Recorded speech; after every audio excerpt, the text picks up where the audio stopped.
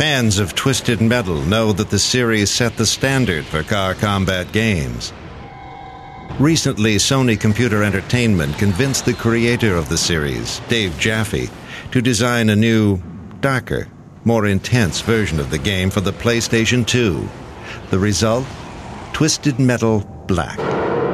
The series began as a design idea that me and another designer, Mike Yam, had back in 93 or 94. And from there, I jumped on the project with a developer who at the time was called Single Track in Utah. And I was the lead designer and director of that title and the sequel, Twisted Metal 2. After Twisted Metal 2, another entirely different group began working on Twisted 3 and Twisted 4. And their take on the game was different than ours.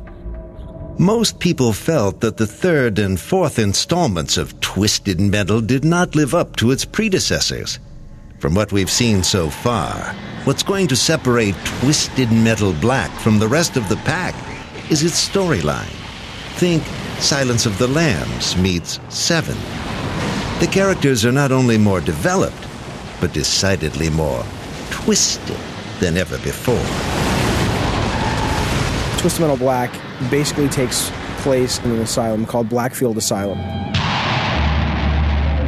And in that location, you've got 14 characters that are there for various reasons. Some are there because they've murdered other characters, some are there because they're simply psychotic, and others are there for entirely mysterious reasons that you don't really know until you play that character and sort of discover their backstory and their history.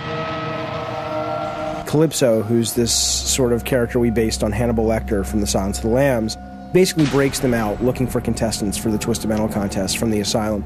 And he offers them pretty much anything they want if they'll play his contest. And the winner basically gets anything that their sort of heart and soul desires, which sort of in the tradition of Twisted Metal doesn't really turn out always to be exactly what they thought it was going to be.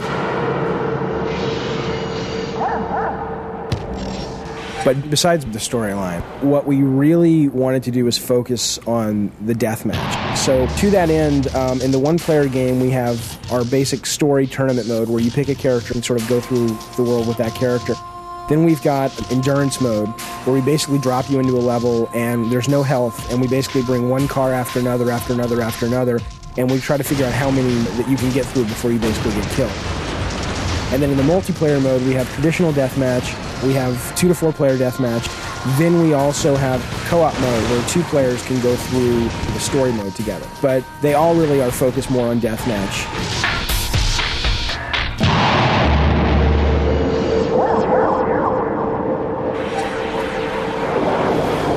Thought the Twisted Metal games had a cool look and feel? You've not seen anything yet.